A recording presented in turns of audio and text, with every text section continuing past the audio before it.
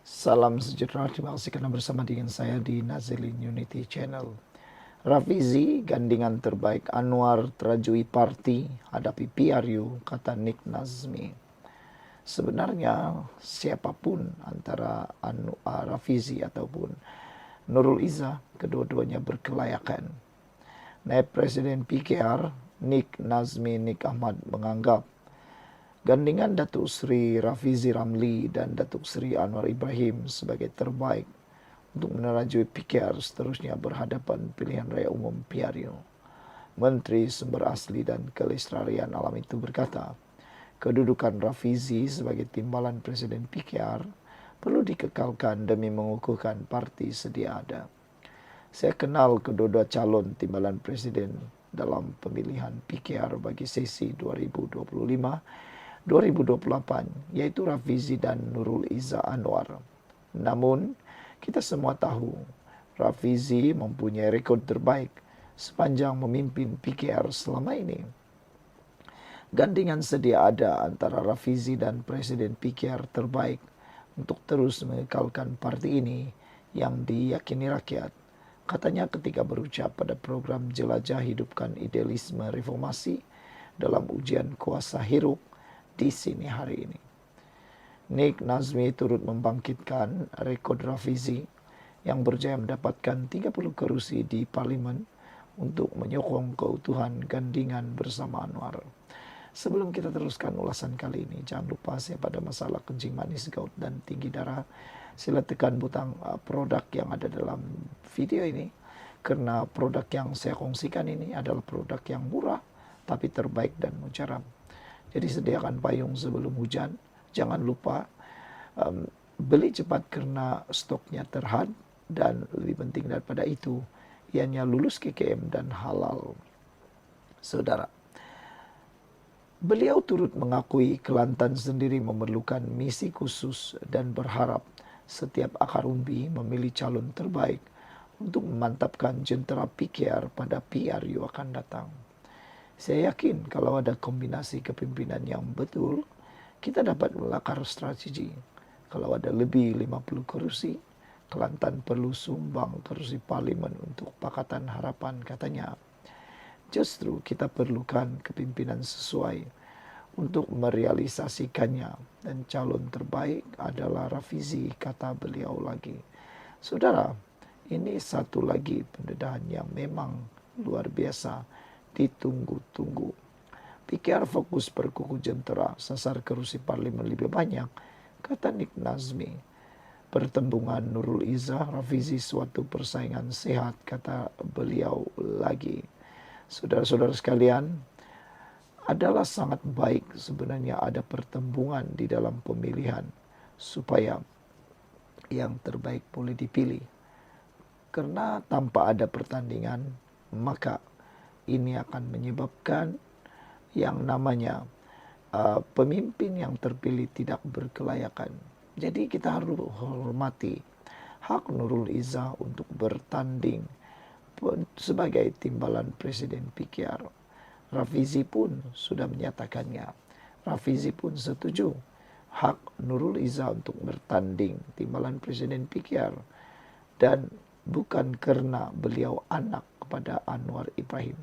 Jadi buatlah keputusan untuk memastikan PKR bertahan dalam PRU akan datang.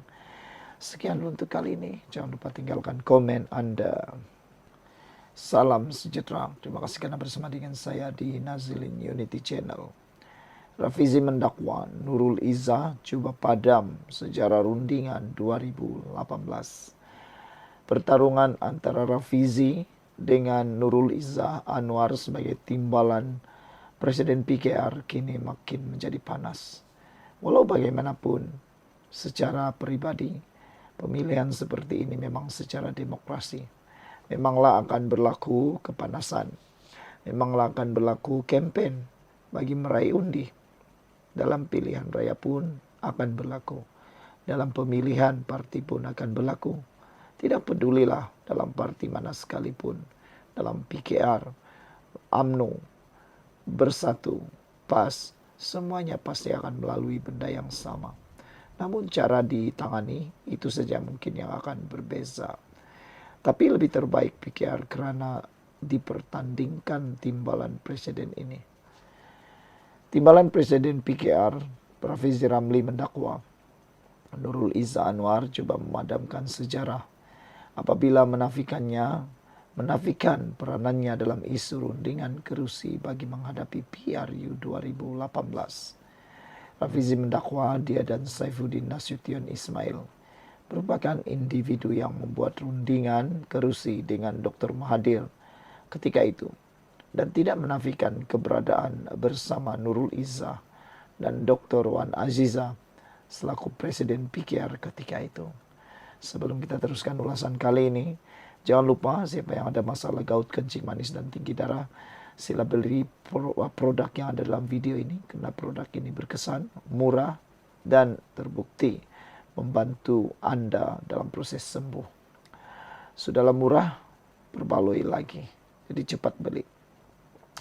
Kata Rafizi lagi, jika bukan kerana peranannya sebagai budak jahat, rundingan kerusi yang rumit dengan bersatu yang menjadi sebahagian daripada PH waktu tersebut, barangkali PKR tidak dapat bertanding dalam jumlah kerusi seperti PRU tersebut.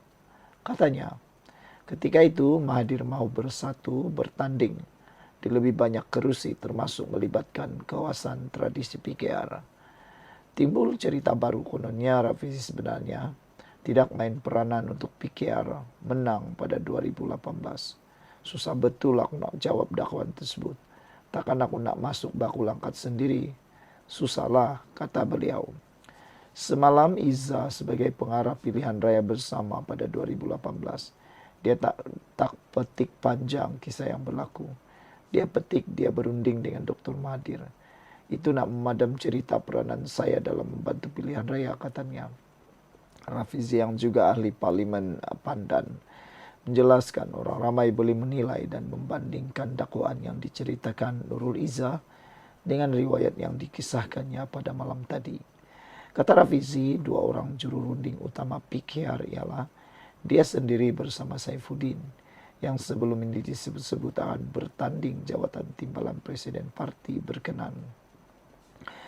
Bercakap pada program siri Jelajah Hiruk di Kota Baru, Kelantan malam tadi, tanpa memainkan peranan sebagai budak jahat PKR, parti itu sudah pasti dimakan oleh Mahathir, kata Rafizi.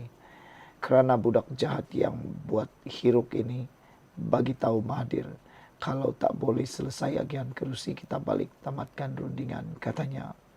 Kemarin ketika sesi rapat umum bertemu nyokongnya, Nurul Izzah memetik proses rundingan kerusi PH pada 2018.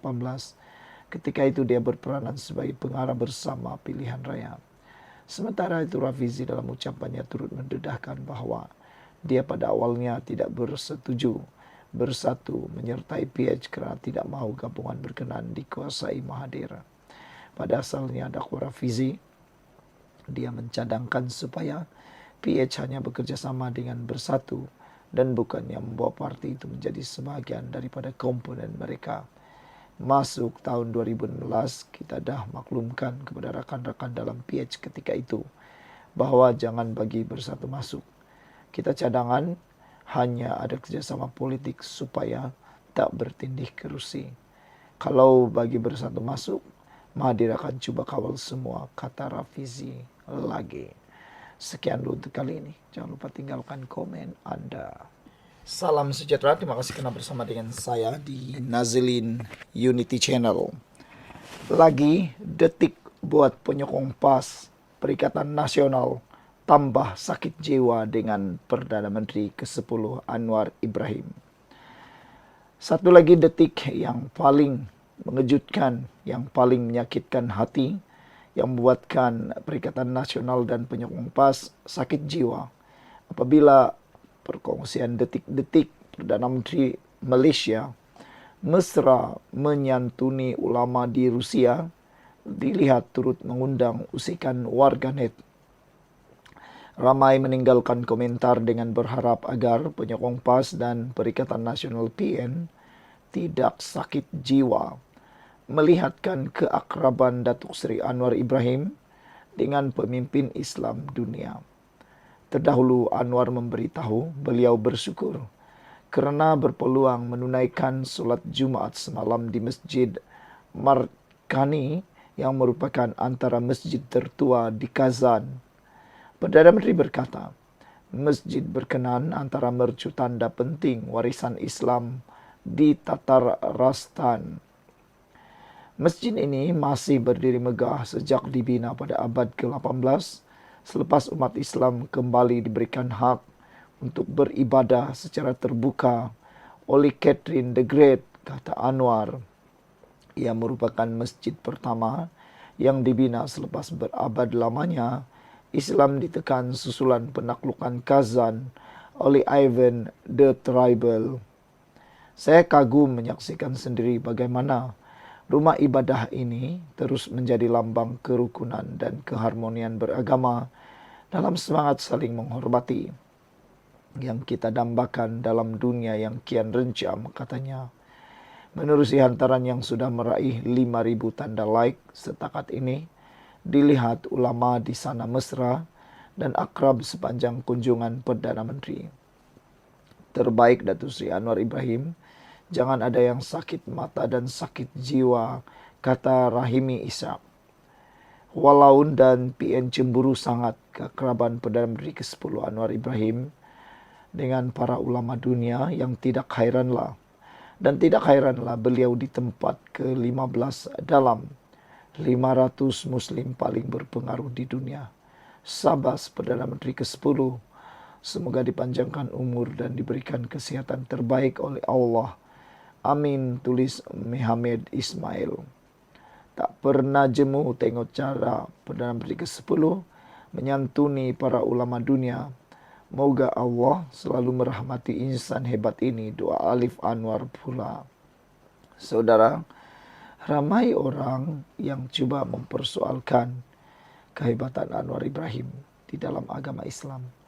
Tetapi sebenarnya beliau jauh lebih hebat berbanding pemimpin-pemimpin agama dalam Perikatan Nasional. Sekian dulu untuk kali ini. Jangan lupa tinggalkan komen Anda, tekan butang subscribe. Bye-bye.